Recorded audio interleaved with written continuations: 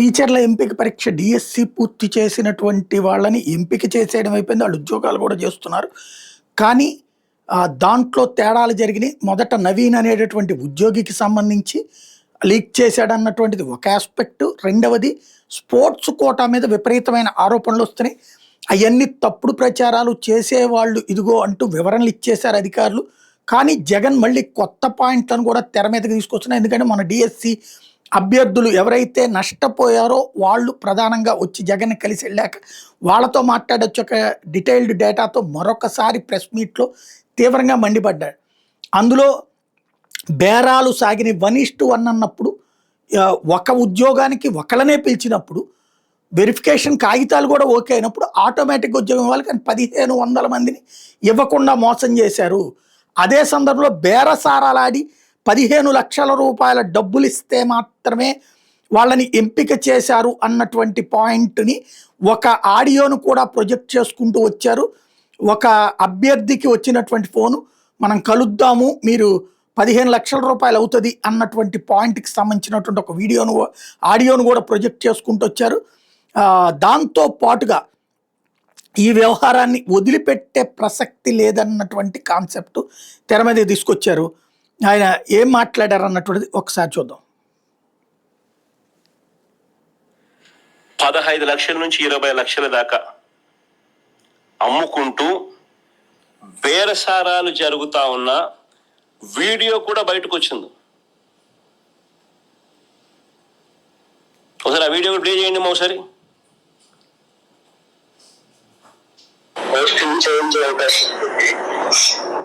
Sir అలా కాదు sir, అంటే ఎంతలో అవుతుంది సార్?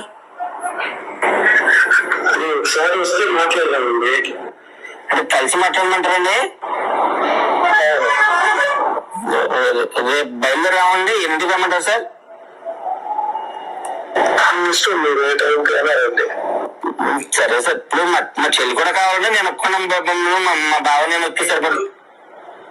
మీరు ఎక్కడైనా రండి, మీ ఒక్కరైనా రండి, ఫోన్ పర్లేదు, మీరే మాట్లాడే చేసుకుంటాను. అవును సార్. సరే సార్, అయితే రేపు 10 గంటల వచ్చేస్తాను సార్. వచ్చి మీకు కాల్ చేస్తాను సార్ ఈ నెంబర్కి. మ్యాక్సిమం ఒక వస్తే బెటర్, ఇద్దరు వస్తే కూడా ఒకరితోనే కదా మాట్లాడేది. ఇంకా మీరు నెక్స్ట్ వాళ్ళు చెప్తారు కదా సార్. ఏం లేదు, కొంచెం ఇది సీక్రెట్ గా చేసుకునేది కదా. తప్పకుండా సార్, నాకు అర్థమైంది సార్. ఏమో సార్, ఎంతానంటే నేను ఒకసారి మరి ఫిగర్ చెప్తే నేను ఒకసారి రెడీ చేసుకుంటాం సార్. మేము కూడా అందుకని అడుగుతున్నాం సార్. సార్ ఇది డిఎస్సీలో పోస్టింగ్ ఐడియా ఉంది. అవును సార్. మీరు వచ్చేసి మార్కెట్ ఇప్పుడు 15 లక్షలు అట్లా నడుస్తుంది. బాబు ఎంతంటే పెట్టలేమండి. ఏంటంటే డైరెక్ట్ గా పోస్టింగ్ ఇవ్వటమే కదా. సరే, అందుకన్నా మీరు వచ్చి మాట్లాడితే నెగోషియేషన్స్ చేద్దామంటే చేద్దాం. సరే సార్, అయితే ఓకే అండి, మాట్లాడతాను. ఓకేనా? అలాగే అండి. నేను యాక్చువల్ ఏంటంటే నేను టైం తక్కువ ఉంది కాబట్టి ఇంటికే పంపించి మాట్లాడుతున్నా. ఇంట్లోనే మాట్లాడుతున్నా. Okay sir. అలాగే సార్, కొంచెం పర్సనల్ గా వస్తే మాట్లాడుతున్నాను. తప్పకుండా సార్. ఓకే అండి, థ్యాంక్ యూ సార్. కొంచెం పర్సనల్ గా ఇది డిస్కస్ చేసుకోవాలి. లేదండి, చెప్పిందండి మా చెల్లి చెప్పిందండి. పోస్ట్ ఇంపార్టెంట్ కదా సార్. మా ప్రజెంట్ వస్తామండి, చూసుకుంటాం సార్. సరే అండి. ఆంధ్రప్రదేశ్ ప్రభుత్వ లోగో డిపిగా పెట్టుకొని ఒక క్యాండిడేట్ తో బేరసారాలు చేస్తున్న వీడియో ఇది. ఈ వీడియో బయటికి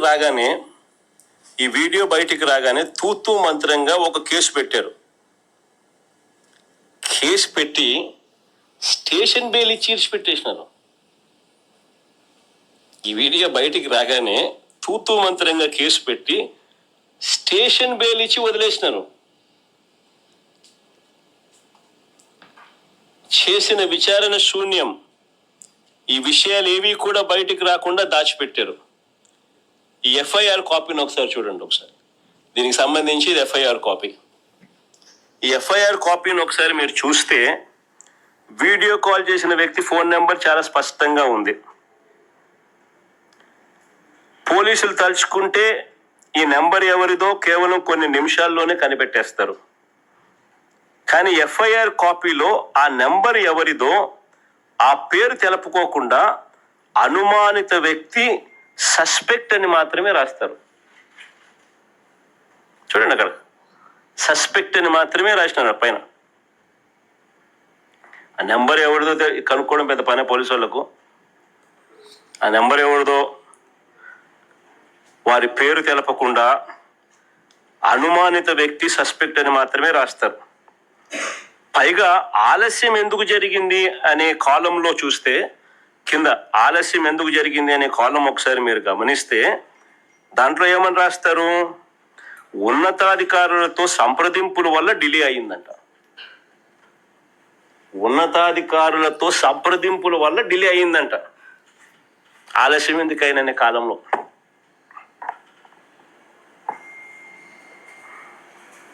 దీని అర్థం ఈ వీడియో కాల్ ఆషామాషిది కాదని, అనుమానిత వ్యక్తి చాలా ముఖ్యమైన వ్యక్తి అని తేల్తా ఉంది కదా. స్పోర్ట్స్ కోటాలో వ్యవహారం వెనుక పెద్ద తలకాయలు ఉన్నాయని చెప్పడానికి ఇది ఒక ఉదాహరణ. ఆ పక్క ఎమ్మెల్యేలు ఎంపీలు డీల్ చేస్తా ఉన్నారు, అది వేరే విషయం. కోన రవికుమార్ దగ్గర నుంచి ఎంపీ భరత్ దగ్గర నుంచి వాళ్ళే అసోసియేషన్ ప్రెసిడెంట్లు, వాళ్ళే సర్టిఫికెట్లు ఇవ్వడము, వాళ్ళే అథెంటికేట్ చేయడము, వాళ్ళే ఉద్యోగాలు ఇప్పించడము. ఓ పక్క ఎంపీలు ఎమ్మెల్యేలు డీల్ చేస్తా ఉన్నారు, వేరే విషయము. వీళ్ళు కూడా ఒక ఉదాహరణ.